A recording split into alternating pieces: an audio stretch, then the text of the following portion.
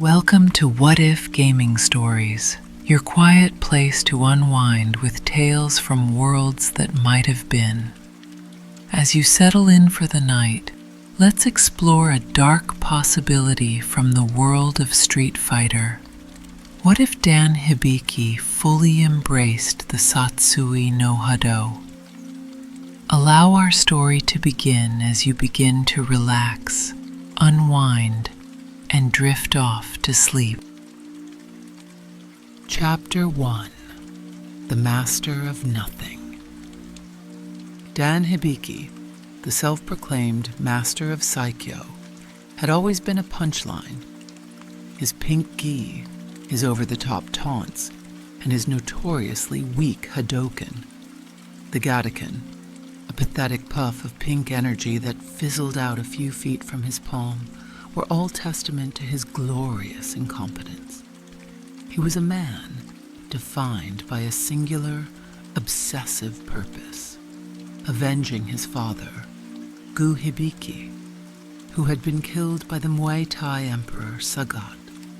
But beneath the bravado and the ceaseless self-aggrandizing lay a wellspring of profound, crippling frustration. He had trained his whole life clinging to a bastardized martial art, a style he'd cobbled together from the scraps of his father's teaching and his own flawed technique. He'd sought out Guken, the legendary master, who had also trained his rival, Ryu, but had been turned away, his heart consumed by a vengeful fire that Guken could never sanction. Dan was left with only his pride and his father's memory, two things he polished obsessively, but that offered him no true power. One night, after a particularly humiliating defeat at the hands of a street brawler, Dan found himself staring at his reflection in a grimy alley puddle. The face staring back at him was not a heroic one. It was a mask of simmering rage, of a desperate, hollow man. His fists clenched, the knuckles turning white. His father's face, scarred and defeated, swam before his eyes. He had failed him. Again. The Godoken, that miserable whisper of a power, was all he had to show for his years of effort. A dark, insidious thought, one he had always suppressed, began to surface. It was the whisper of a different path, a different power, a path Ryu and Ken had danced around their entire lives, one they had been taught to fear, the Hadu. The true Hadu was a force of pure destructive intent, a power born from the absolute desire to dominate and destroy. It was the path of Akuma, the demon who had embraced the Satsui no Hado, the killing intent. Dan had always dismissed it as a boogeyman, an evil for others to fight. But now, in the depths of his despair, it felt like the only answer. His quest for revenge against Sagat was a fire that burned brighter than any moral code. If this power could grant him the strength to finally avenge his father, what was the cost? What was a soul weighed against a lifetime of failure and ridicule? The question, once unthinkable, now felt like a desperate plea for salvation. He sought it out, not through a master, but through the bitterest, most dangerous training of his life.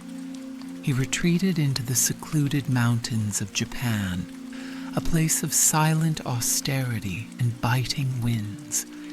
He pushed his body and mind to their absolute limits, ignoring the pain and focusing solely on his rage. He didn't try to replicate Guken's techniques or Ryu's balanced philosophy.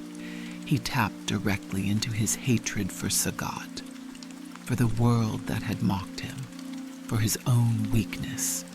He channeled his anger, his humiliation, and his singular desire for vengeance into a raw, unfiltered energy, He forced it to coalesce into a Hadouken, not a pathetic puff, but a searing, incandescent blast of pure dark emotion. The first time it worked, a crimson and black orb of energy exploded from his palm, vaporizing a boulder and leaving a scorch mark in the dirt. It wasn't the Godoken. It wasn't even the Hadouken. It was a new, terrible power, an echo of the Satsui no Hado twisted by his own, unique blend of malice and inadequacy. He named it the Go Hadouken, the fierce Hadouken. He felt the raw power course through his veins, the sensation a terrifying, addictive thrill. It was a power born of his weakness, a mirror reflecting his soul's deepest flaws. He was no longer the master of nothing. He was the master of rage. Word of his newfound strength began to spread through the underground fighting circuit. The jokes about him disappeared, replaced by whispers of a new, dangerous force. Fighters who had once laughed at his taunts now found themselves on the receiving end of a devastating new arsenal. The Godoken was gone, replaced by a swift, crushing version of the Hadouken.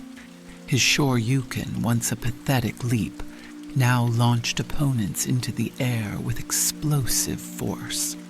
His iconic taunt, once a show of vanity, now came with an unhinged predatory snarl that promised pain.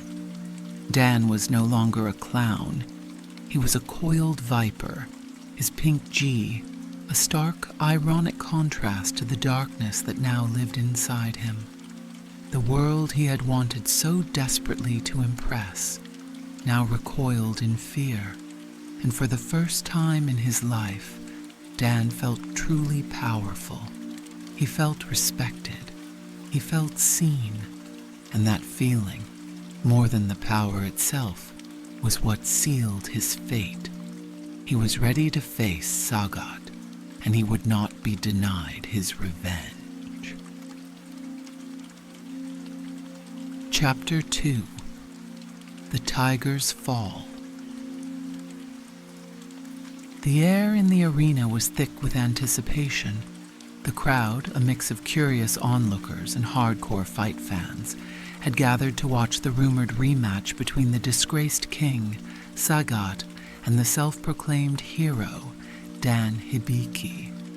For years, Sagat had carried the weight of his past victories and the burden of his singular defeat at the hands of Dan's father, a fact that had haunted him and driven his own search for redemption. He had been a king, a god of Muay Thai, and now he was a shadow of his former self, a man who sought to atone for a moment of rage that had cost a good man his life. Sagat saw Dan not as a true rival, but as a pitiful reminder of his own monstrous past.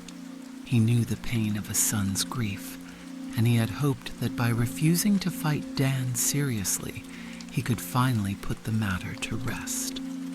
But the man who stepped into the ring that day was not the clown he remembered.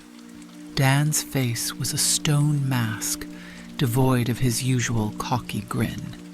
His eyes burned with an unsettling pinkish glow, and the aura around him felt wrong.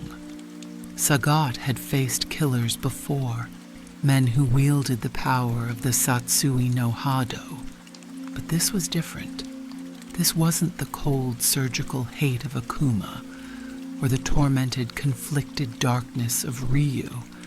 This was a messy, furious, almost pathetic hate, a pure, distilled poison born from years of failure and humiliation.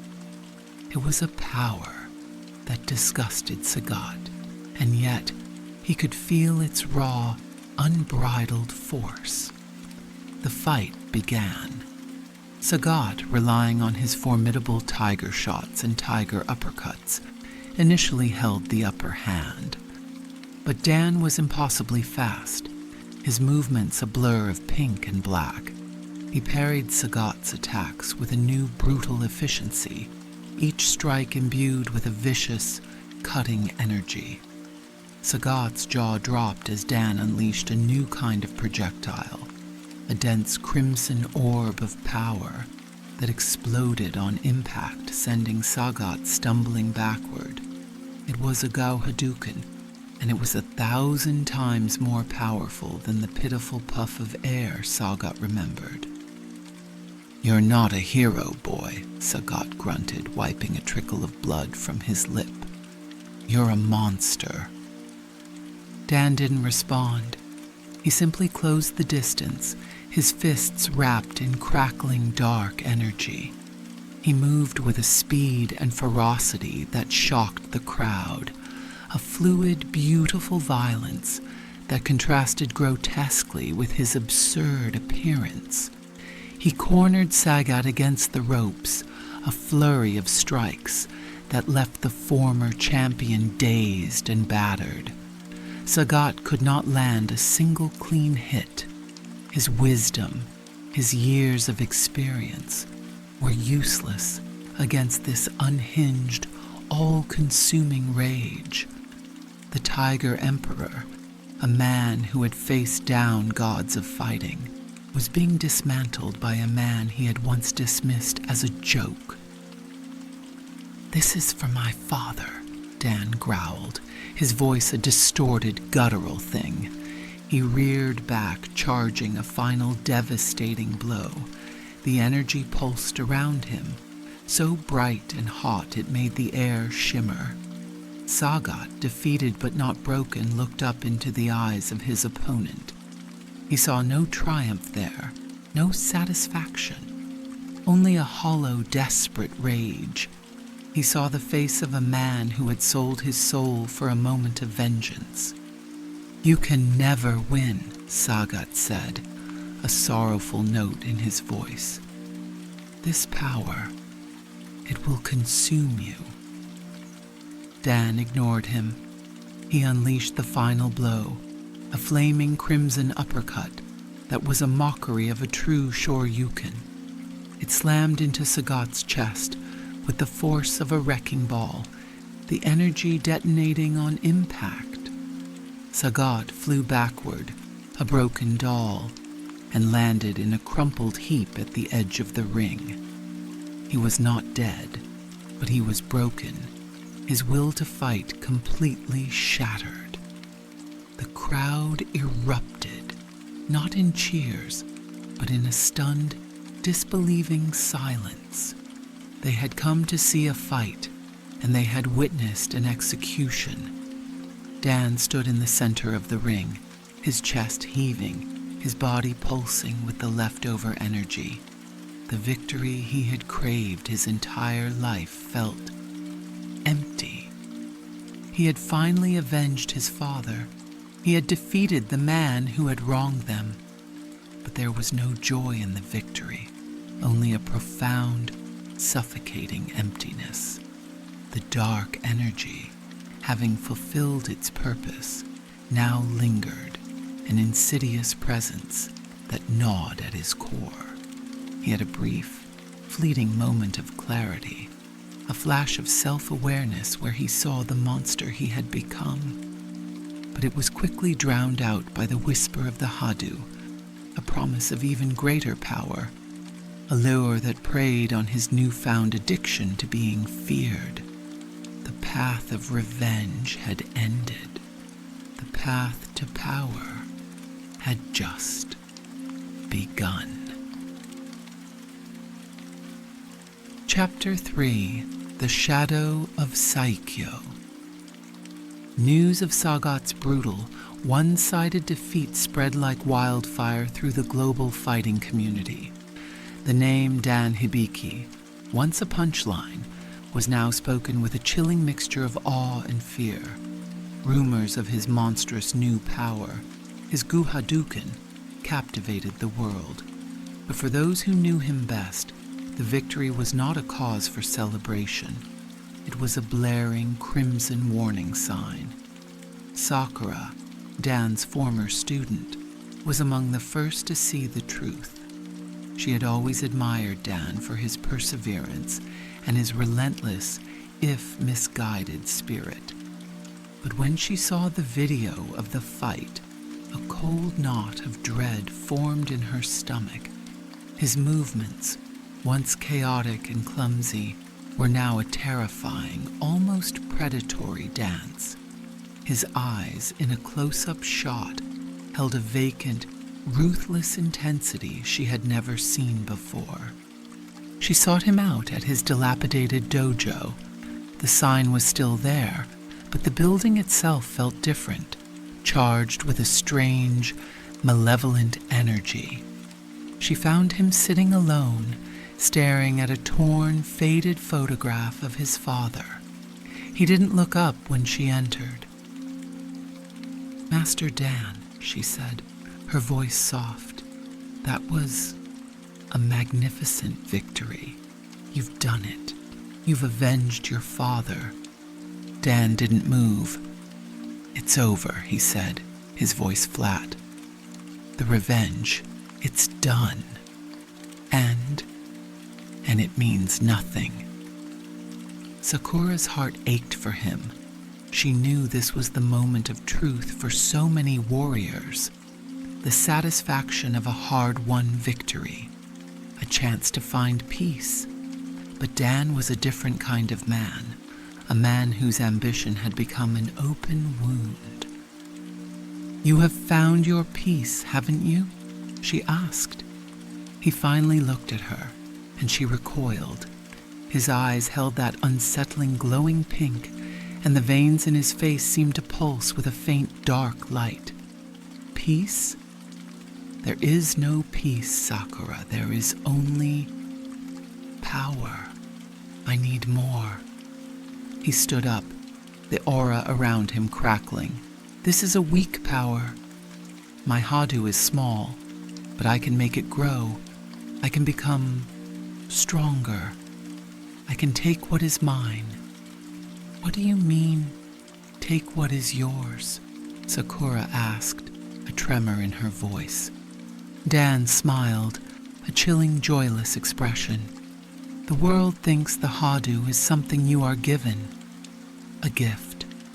But it is a resource, a fire, and I am going to become the greatest fire this world has ever seen." His ambitions, once so small and personal, had metastasized. He was no longer a man seeking revenge for his father.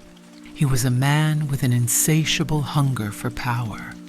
He saw the world not as a place to live, but as a source of energy to be consumed.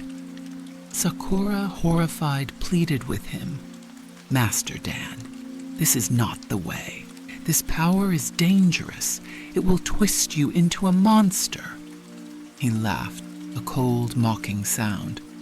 "I was always a joke, Sakura. A joke. What is more monstrous than that? I am a master now, not of Saikyo, but of my own will.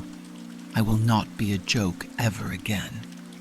He raised his hand, and a small, concentrated orb of dark energy formed in his palm. It was the Gao Hadoken in its purest, most deadly form, a sphere of compressed rage. He didn't threaten her with it. He was simply demonstrating the truth of his words. He had found his destiny, not in the light of the Hadu, but in its darkest, most twisted reflection. She saw in him what Gauken had always feared, the fragile, wounded ego of a man finally given a taste of true power.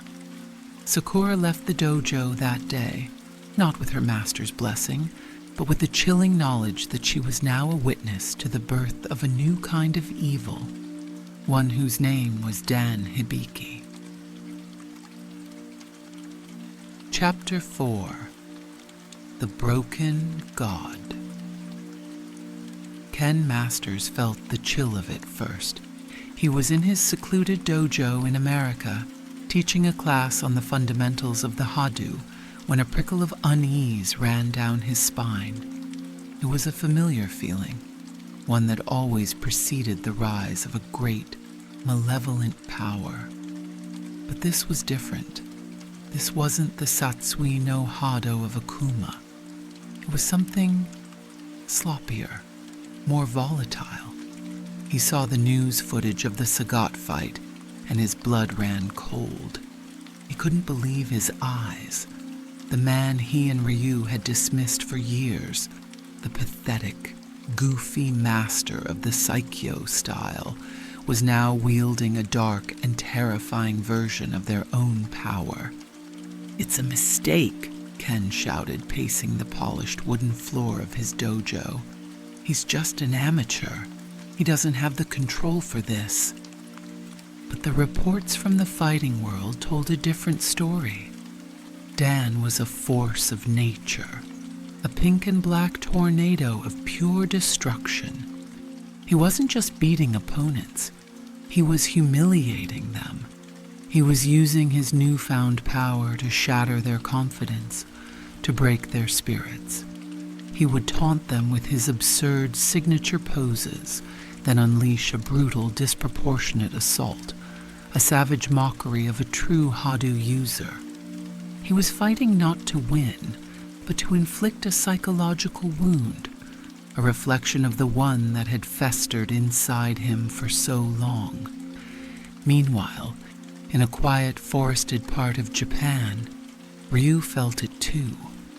The whisper of the new, corrupted Heido was a static in his mind, an annoying, buzzing presence that interfered with his own search for inner peace. It was a distorted echo of his own internal battle, and it filled him with a profound sense of sadness. Dan, for all his foolishness, had been a kindred spirit of a sort, a man who had also walked a lonely path in search of strength. Now he had chosen the easy way out. He had embraced the very thing Ryu had spent his life resisting. The two friends, separated by an ocean, knew what they had to do. They had to confront Dan. Ken, consumed by a fierce desire to stop the corruption he saw, booked the fastest flight he could. Ryu, with a quiet resignation, began the long, difficult journey back to the city. They met at a neutral location, a secluded temple in the heart of Japan, a place of spiritual balance that they hoped could quell the volatile energy that now permeated Dan's being. "He's not the same, Ryu," Ken said, his voice grave. "He's a different person, empty. He's a broken god." Ryu nodded, his gaze distant. "He was always broken, Ken. He just never had the power to show it. The Hado, it doesn't create darkness, it reveals it." They waited. They knew he would come. Dan, drunk on his own legend, was now actively seeking out opponents who he believed were worthy of his talent. He wanted to fight the best, to prove to the world, and more importantly, to himself, that he was a true master. He arrived in a whirlwind of pink and black, his aura so potent it made the very stones of the temple vibrate. "The dynamic duo," he sneered, looking at them with a cold, condescending arrogance. "Have you come to see the new master? Or have you come to take your place among the fallen?" Ryu and Ken stood side by side, their fighting stances fluid and ready. This was not a test of skill. This was an exorcism. They would have to fight the man they knew, the man they had laughed at and felt sorry for, a man who was now a prisoner of his own darkest desires. The air crackled, not with the honorable spirit of a duel, but with the chilling, foreboding tension of a tragedy about to unfold. Chapter 5: The Clash of Destinies. The battle that erupted at the temple was not a contest of equals. It was a desperate attempt to save a soul from a bottomless pit of its own making. Ken, fiery and direct, launched his assault first. His flaming shoryuken, a testament to his vibrant spirit, blazed through the air, but it was easily swatted aside by Dan's new, dark power. Dan moved with an unnatural speed, his movements precise and vicious. He wasn't the sloppy brawler they knew.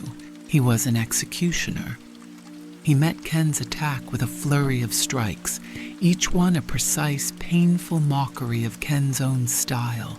He was faster, stronger, and completely unhinged. "You're too sentimental, Ken," Dan sneered, his eyes gleaming with a manic light. "You cling to the old ways. You hold back. I hold back for no one." He unleashed a barrage of Go Hadoukens, not the single-fire Hadokens of his former self, but a rapid-fire torrent of dark energy that sent Ken reeling. The world around them seemed to dim, the light of the sun struggling to break through the veil of malevolent power Dan was radiating. Ryu, meanwhile, fought with a quiet, sorrowful fury. He had always been the one to walk the knife's edge of the Hadu, to fight the darkness within. Now, he was seeing what would have become of him had he not had Guken's teachings and Ken's friendship to ground him. He could feel the connection between his own power and Dan's, a horrifying, twisted reflection.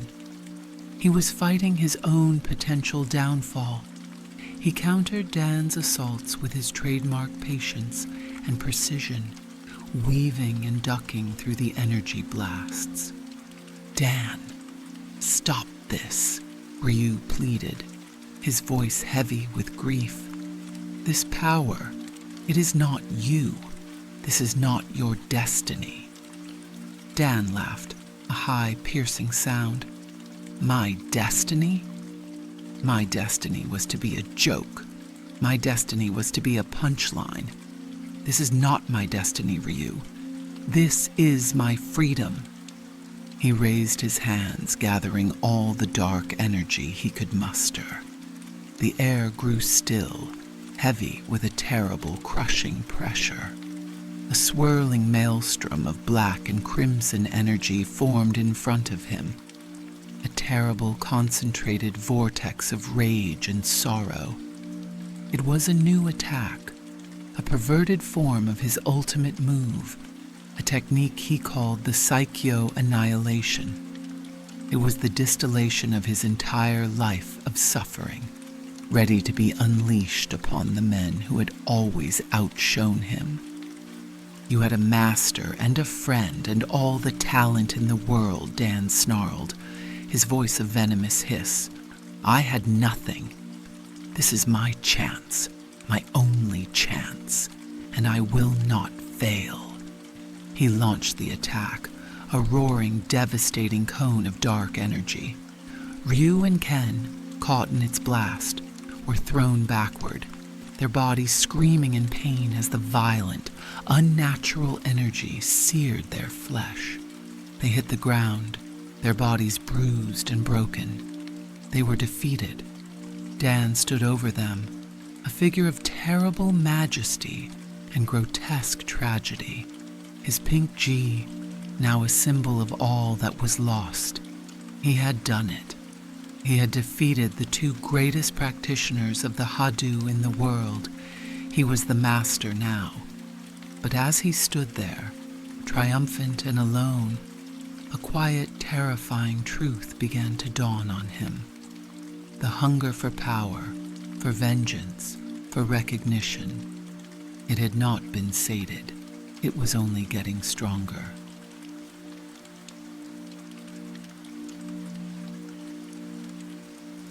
Chapter 6. The Empty Throne.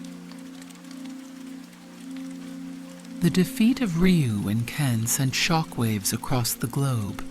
News of the battle spread, a chilling testament to Dan's absolute victory.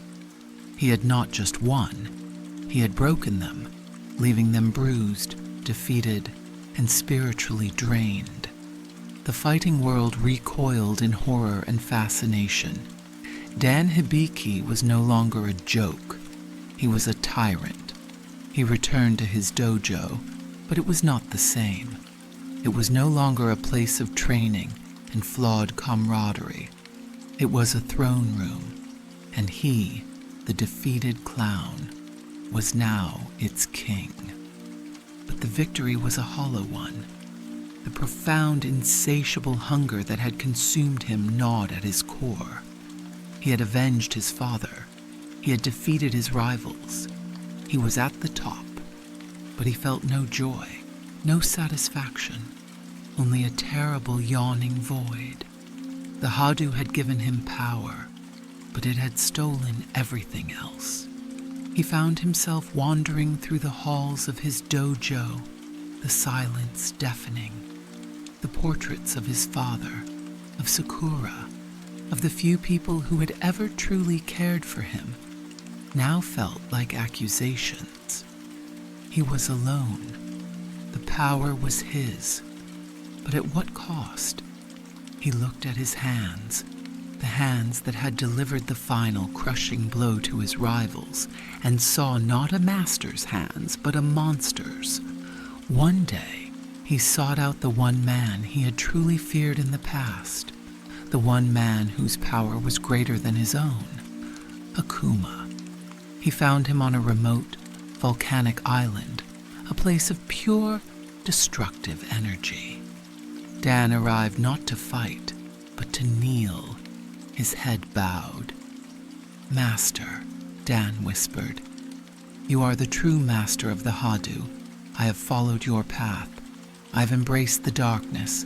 I have conquered my enemies, but I feel nothing. Please, tell me, what do I do now?" Akuma, a silent, terrifying force of nature, simply looked at him. There was a faint, condescending smile on his face. Akuma had known this would happen. He had seen the fragile, wounded boy inside the arrogant man. He had seen the immense void that years of failure had created. "You are a fool," Akuma rumbled, his voice a thunderous echo. "You think this is a path to happiness?" The Satsui no Hado is not a tool for a boy's revenge. It is an end in itself. It is the ultimate truth of a world built on death and destruction. You have not embraced the Hadu. The Hadu has consumed you. You are nothing now. He raised his hand, and a single, pure, dark blast of the true Hadu erupted from his palm. It was not a show of force, not an attack. It was a demonstration of the power Dan had so foolishly tried to wield. The force was so immense, so absolute, that Dan felt the meager, tainted power within him shrivel and die. He was on his knees, his face a mask of terror and disbelief, as he felt the essence of his newfound strength being utterly and completely drained from him. He had been a king, and now he was a child. He was nothing.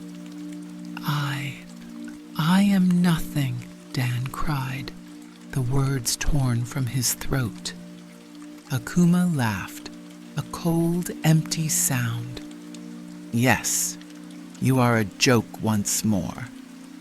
He turned and walked away, leaving Dan alone, a broken man in a broken landscape, his pathetic kingdom of rage and power now reduced to a smoking ruin.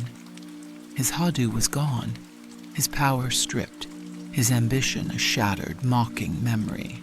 The man who had once been the Master of Saikyo was now the Master of nothing. The path to power had not led to glory, but to the most profound, devastating emptiness of all. The only thing that remained of his dark journey was the deep, unhealable wound, that now existed in his soul, a scar left by the power he had so foolishly sought.